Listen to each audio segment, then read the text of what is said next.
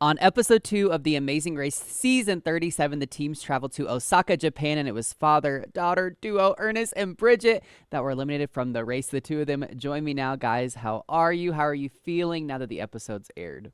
Feeling good. Obviously, last night was a little tough to watch, bittersweet, but feeling proud and just thankful for the overall experience with my dad. And yeah, happy-ish to be here. I'm happy to be here also. I'm well. I got an opportunity to spend an amazing. We're gonna play on that word amazing all day long. But I had amazing time with my bubble gum. So life is good. Thank you. Yeah. I always love seeing these kind of mother or father, daughter, son, whatever relationships displayed on the race because I always like for me the ones that are always on the race always seem to be one of the good ones. I don't know how that ends up. I don't know if that's a casting thing or what. And your guys' relationship was particularly very enjoyable to watch. So I'm curious, and I kind of have an idea based off what you said on the show and what you even just said now, but why did you guys want to compete on the race together? Yeah, I think so. Growing up, we always watched it. It was me and my dad, my sister, and my mom. We'd sit in front of the TV every week and watch The Amazing Race. We would kind of plot and try and understand who we thought would do the best on the show. And me and my dad, it was always kind of determined that we would kind of kill it on The Amazing Race. And so growing up, my dad was always my coach. So he was my basketball coach. He was always kind of he was my dad. He was the boss man, and I was kind of intrigued to see how we would do on a show like The Amazing Race. So, just a dream come true. Uh, it was very much a dream come true. And as Bridget said, I coached her, I supported her, but I've always been in that position where I was given direction. It was a blessing that I can actually sit down next to her and actually become a partner in the decisions that were being made. I love that. And I also love that it was like a family decision between the four of you on who was going to Yep. go. I think that's hilarious. You're like, yeah, we're probably the best fit, so let's just do it. I Oh think yeah. that's. Yeah. Now, you guys did very well in the premiere. And then also, you were the first ones to that first kind of clue box, if you will, in Osaka, Japan. So, my first question is, as far as that goes, is what did you think of this intersection twist kind of coming back? And what did you think of having to participate in that part of it? That was wild. So we obviously were the first 3 teams to land in Osaka, and I think in our heads, we didn't realize that we were first getting to that clue box that then took us to the intersection, and then when we realized we got there first and had to kind of wait and see who showed up next, I think it was just surreal. Nerves were high knowing that we would have to partner with kind of whoever potentially showed up first, and kind of go from there. So it was an interesting plot twist, but I think we ended up with a great team to work with. Yeah, we did have a great team to work with, but as Bridget stated, that we didn't realize where we were at that particular time, so we pretty much knew we'd be there waiting on who was ever after, who wasn't within our group. But when we got there first, we knew we were actually making some really good decisions to get to the points we were at. When we started with the premiere, we weren't at the beginning, but we ended up in third place. So as we moved on, we knew we were making the right decisions logistically. Yeah. It's until we got to the one point. Yeah.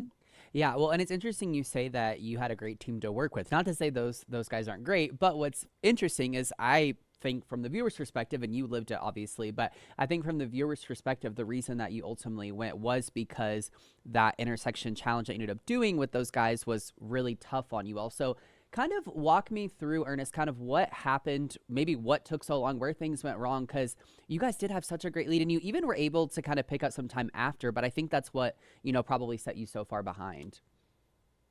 So when as you know, we got to the intersection, we made the decision, and then we ended up teaming up with Mark and Brett. Mark and Brett.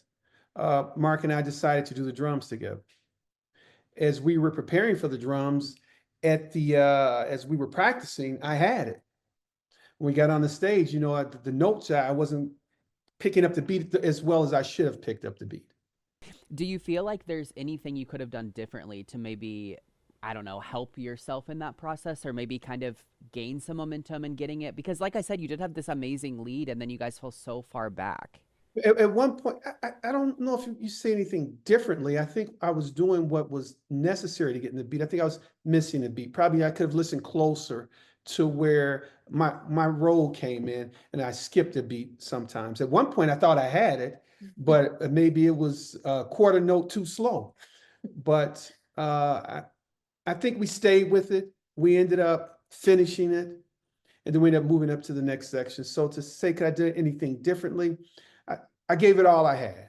How about that? Yeah. Hey, I'll take that. You did give it all you had, and we appreciate that. So, well, like I said, you did kind of, you did the rest of the leg, in my opinion, pretty quickly, but unfortunately, it was not enough. So, do you guys know by the time you got to the mat, maybe how far behind you were from some of the other teams? So we were kind of toe to toe with Han and Holden for a while. It's kind of us trying to finish out the the tying the sumo wrestler um outfit. And I think it was like Han and Holden would go up and check to see if they got it. We'd be like holding our breath, like, oh God, and then they wouldn't get it. And then it would be our turn to check. And I know it was happening vice versa. I think, like, I want to say we weren't too long after Han and Holden got it.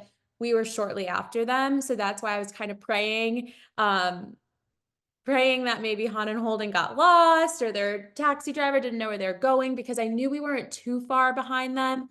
Um, but we were holding out a little bit of hope, but knew that it would take kind of a miracle, because it was kind of a trek to get from where we were to the mat. So hoping for a miracle, didn't get it, but we weren't too far behind them. So that's where it kind of hurt, at least watching it back, seeing like how, if just one thing could have gone wrong for them, we would have still been in that leg. We were hoping for a foot race out of the cab. Yeah, I think those tight finishes are like almost more Yeah. brutal than just knowing that you're like hours Yeah. behind everyone else, So I definitely can like understand where you guys are coming from with that. Now, is there anything surprising that happened or maybe that you experienced while in the race, whether that was just something about the experience that shocked you or something we didn't see as the viewers or anything along those lines? Things that shocked us. I think, at least seeing when you're in the race, you don't know what the other activity is. So you get a little blurb of what it is when you're choosing whether to do the mochi or the sumo wrestler activity. And I think what was a little heart-wrenching for me is and you don't want to play this game, this what if, because I think it sends you down a rabbit hole. But seeing that other activity, I think was a little hard, like, maybe if we swapped and did the mochi instead, like, there's all these, like, strategies that I think we were just so happy once we got to the activity to see all the other teams still there, that we didn't think about potentially switching to mochi. Like, they're still there for a reason, like, we should have been like, "Oh, it must be a tough one, let's switch and do the mochi." So seeing the mochi activity was a little surprising and heartbreaking, because maybe if we did that instead, we would have still been in there. Yeah, I think we got so caught up in the sumo process that we didn't stop and have a small conversation saying maybe we should switch. Switch, yeah. We got so